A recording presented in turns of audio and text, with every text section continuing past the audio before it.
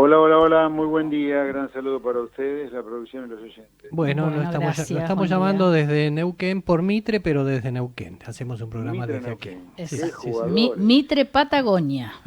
Mitre Patagonia, o sea, Sí. no es solamente Mitre Neuquén, Mitre No, no, Patagonia. no, no, nosotros o todo o Y nada. Qué alguna, barra, porque Patagonia es alguna, mucho más que Neuquén, ¿o no? Y y sí, somos expansionistas por naturaleza. Muy bien, me parece muy bien. después si llegamos a la Patagonia es otro tema, pero no Sí. importa.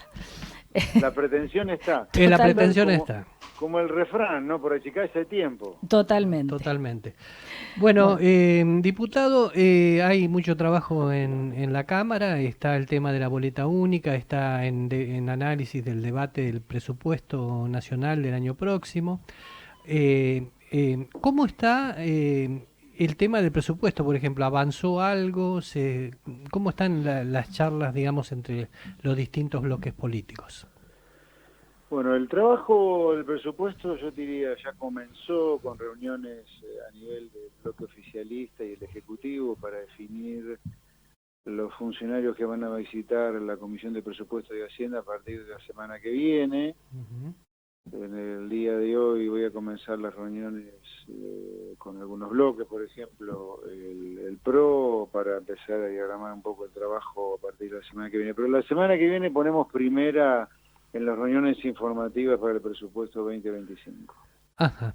¿Y qué sensación política ha detectado hasta ahora, más allá de la previsible, ¿no? Me supone que, por ejemplo, No, no, todavía no. No me quiero anticipar, eso va a empezar a partir de la semana que viene. Yo diría, si hablamos en una semana, a ujú, ver, no, hoy no, en una semana va a ser martes, yo diría, sobre el fin de la semana que viene, ahí voy a tener una sensación primera, muy ujú, tibia, muy preliminar, ujú, muy larval, le diría, de cómo está la discusión del presupuesto. Pero, de todas maneras, este es un presupuesto que admite poca discusión, ujú. porque solo admite discusión en cuanto a la composición del gasto, por eso digo que es poca. Sí. ¿Por qué digo de la composición? Porque el gobierno, hay tres cosas que son absolutamente innegociables, que es una especie de santísima trinidad: déficit cero, sin suba de impuestos y con privilegio para pagar a nuestros acreedores en primer lugar. Ujú. Por eso nos han prestado plata, ¿no? Porque algún día esperan cobrar Claro. también, ¿no? Eso, Entonces, después de esas tres cosas podemos discutir algo de la mm, composición del gasto. esas tres cosas no se Pero así que negocian. margen para discutir mucho no hay, Mm. ¿no? ujú. José Mm, Luis, y el tema de hoy, de la boleta única electoral, papel, eh, ¿se avanzará el proyecto según vino del Senado o podrá haber algún cambio? A ver, para que ustedes, o si ustedes lo tienen claro, les pido disculpas, pero sí para la gente, que a lo Mm, mejor no es especialista en estos temas, cuando ustedes ven en el televisor ese gran escenario donde estamos todos los diputados reunidos en el pleno, que se le llama, en el pleno de la Cámara, sí. hubo una previa para llegar ahí. Sin esa previa que les voy a contar ahora no hay eso que ustedes ven por televisión, Mm, que es la discusión de ese proyecto de ley que se discute en el Pleno de Diputados en comisión, en la comisión que le corresponda. sí. Si es justicia, comisión de justicia; si es presupuesto, presupuesto. Hay 42 comisiones donde se discuten en la previa los proyectos que luego se discuten en el gran recinto, digamos. Ayer, justamente, las comisiones respectivas, reunidas en plenario, porque hubo varias comisiones involucradas en la boleta única de papel, Asuntos Constitucionales, Justicia y Presupuesto de Hacienda, la que yo presido. Ayer se dictaminó, hubo dictamen sobre la boleta única de papel, que es la misma que vino del Senado.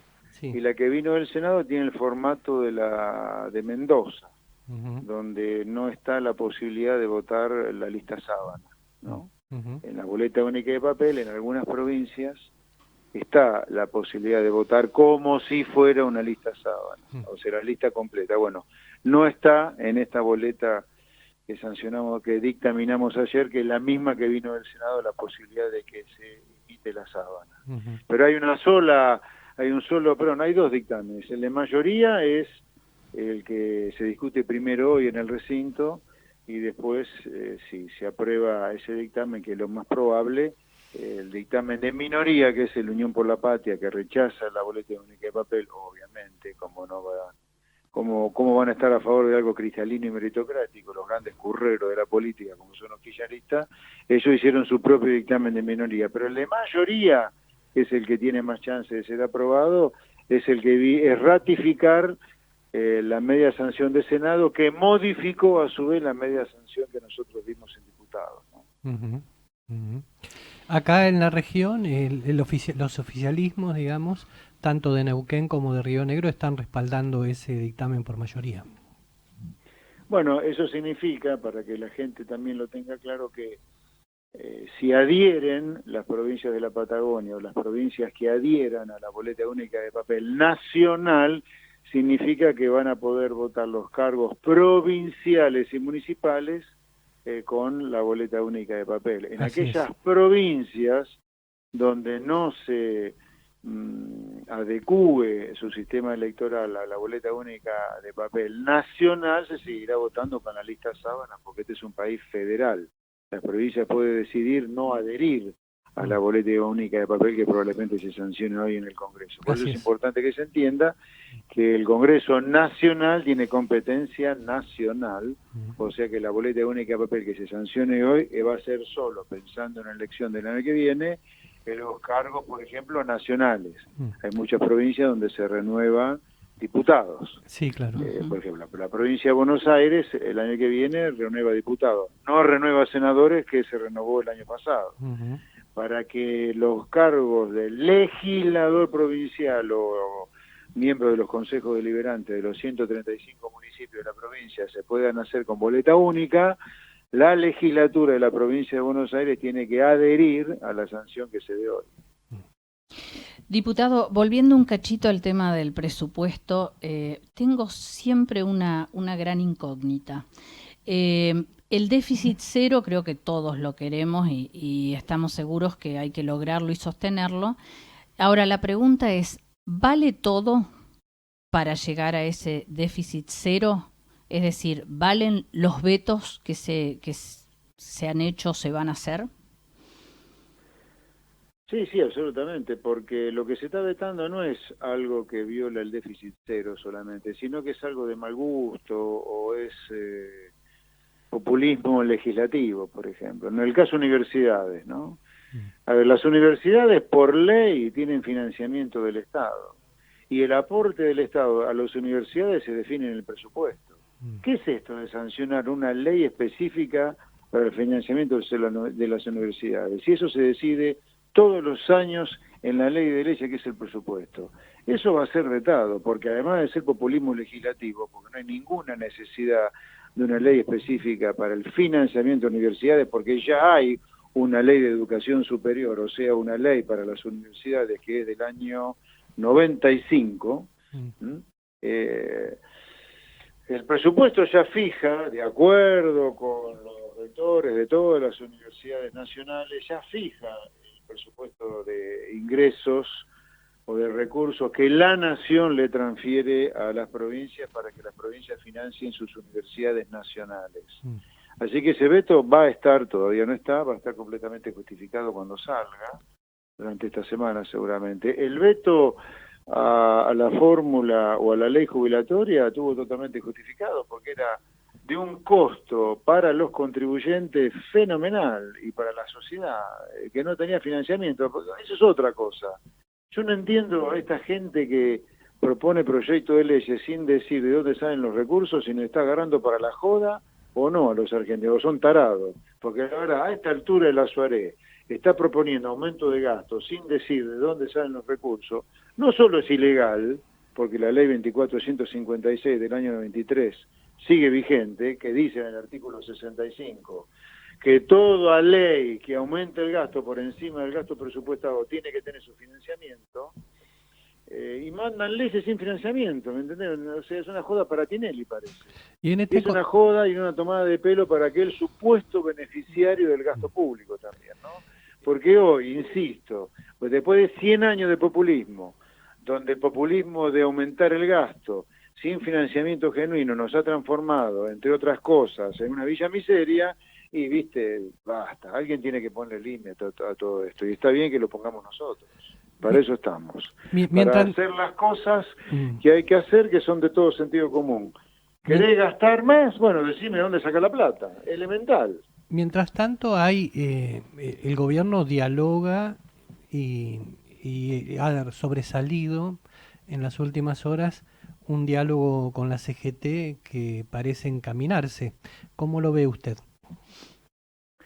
Mire, la CGT tiene que poner la barba en remojo, muchacho, porque por culpa de este sindicalismo y de las leyes que este sindicalismo defiende, es que tenemos 8 millones de trabajadores, la mitad de la población trabajadora argentina completamente precarizada, trabajando con salarios miserables, sin aguinaldo, sin vacaciones, sin seguro médico y sin seguro de jubilación. Eso es una cosa inadmisible en Argentina, inadmisible. Por lo tanto, acá hay que cambiar todas las leyes laborales, todas, porque todas las leyes laborales, además de otras cosas, son causantes de una cosa inadmisible, inmoral, diría yo, que es que la mitad de la clase trabajadora esté completamente precarizada. Pero bueno, es como decir, vos querés jugar al fútbol, necesitas una pelota de tamaño redondo, no una ovalada para jugar al rugby. Acá es igual. Querés trabajadores no precarizados, no miserables, y hay que cambiar elemental las leyes laborales, ¿no? De las cuales dependen los trabajadores. Así que la reforma laboral ya empezó con la ley bases, terminando con las multas, para que era una espada de Damocles para las pymes, creando un fondo de cese, aumentando el periodo de prueba, pero se va a continuar reduciendo costos laborales, descentralizando la negociación colectiva, democratizando los sindicatos, poniendo límites a la duración de los mandatos de los secretarios generales. En fin, esto va a continuar porque lo que no va a parar es una Argentina que va rumbo al sentido común y va rumbo a la prosperidad, que es la que fija en los países donde la gente vive bien. Y eso es lo que queremos hacer en el gobierno del presidente Milei y todo lo que los acompañamos, que en Argentina ocurran las cosas que ocurren en los países donde la gente vive bien. Y donde la gente vive bien no hay trabajadores precarizados. Ahora, donde no hay trabajadores precarizados, las leyes laborales están pensadas para la gente, no para sindigarcas, como acá. ¿Se negoció con la CGT el tema del bloqueo a las empresas, que era uno de los más polémicos? La verdad que no lo sé. El bloqueo de las empresas está vigente de la ley base y no fue reglamentado porque está clarito que el bloqueo de empresas es causal de despido, sea en la calle, en la puerta de la empresa, donde sea. José Luis, usted, después de llegar la pobreza en el primer semestre prácticamente al 53% de la población, estima en función de su análisis como economista, entre otras cosas, que el segundo semestre se reducirá ese indicador de pobreza. Sí, a ver, cuando uno desagrega los trimestres, porque un semestre está compuesto por 2 trimestres, el primer trimestre de 2024 y el segundo trimestre de 2024. La explosión de la pobreza que se da en el primer semestre, llegando a casi 53%, en realidad ocurrió en el primer trimestre, donde la pobreza superó el 57%. Y esa es la explosión producto del incendio provocado por el kirchnerismo. En el segundo trimestre ya la pobreza bajó algo, y en el tercer trimestre sigue bajando. O sea, la pobreza voló en el primer trimestre del año de un 42 a 57, unos 15 puntos. Ese es el incendio kirchnerista, y a partir de ahí empezó a bajar, y va a seguir bajando, y porque la economía está creciendo, los salarios reales están mejorando, se está generando empleo. La economía, desde el subsuelo, en la cual lo dejó el incendio kirchnerista de fines de año, primer trimestre de este año, está empezando a salir. Se va a empezar a percibir más claramente a partir de enero del año que viene, cuando ya la economía esté superando los niveles del año 2024, y ya podemos decir que todos los meses del año 2025 van a estar por encima de todos los meses del 2024. Así que la economía ya arrancó y se va a empezar a percibir en unos meses, yo te diría, porque, insisto, todos los indicadores son de color verde, positivos: salarios reales, jubilaciones reales, planes sociales reales, crecimiento del empleo, crecimiento de la actividad. ¿Cuál es la inflación estimada este mes? Yo creo que va a estar abajo de 4,2 de agosto, probablemente entre 3,5 y 4. La inflación va a seguir bajando, por eso el pronóstico que tiene el presupuesto 2025 para el año que viene es realista. 18 y 18,3, pico. digo, ¿no? Es un promedio de 1,4. Si hoy estamos en 3,5, ya, bueno, el 1,4 no lo use como una quimera, así que es un escenario muy realista. Eso es importante decirlo, ¿no? Este presupuesto se ha hecho no solo con la ley vigente actualmente, o sea, sin nuevas leyes en materia tributaria, sino que además está hecho con proyecciones muy realistas de crecimiento económico, de dólar y de inflación. Para repasarlo, el crecimiento económico que estimamos el año que viene es del 5%, además de una inflación entre punta de 18,3. ¿Cuál es la deuda externa que tenemos en este momento? Porque hemos perdido la cuenta absolutamente. Bueno, la deuda pública, la deuda del Estado está cerca de, un poquito abajo, pero en un número redondo, cerca de 500.000 millones de dólares. La deuda externa ya no es la deuda del Estado solamente, es la deuda que todo el país tiene con el resto del mundo, ¿no? Es un concepto completamente diferente. Nunca hay que mezclar estos dos animales, que son dos animales completamente diferentes. La deuda pública es la deuda del Estado, independientemente de quién sea el acreedor. Si el acreedor es un argentino o un extranjero, eso no importa, es deuda pública. La deuda externa es la deuda que todo el país, empresas, familias, bancos, el Estado también tiene con el exterior, tiene con el resto del mundo, con los que no residen en la Argentina. Esa deuda externa está en aproximadamente 270.000 millones de dólares. Bien, diputado, lo saludamos y le damos las gracias por habernos atendido desde Neuquén, territorio, como decimos, de Vaca Muerta. Muchas gracias. Bueno, un placer. Gran saludo a todos los neuquinos y a toda la Patagonia, porque ustedes me dijeron que llegan a toda la Patagonia. Sí, señor. A toda la Patagonia, saludos. Llegamos al mundo por internet. Cuando necesite hacer campaña por estos lados, no duden en venir por aquí.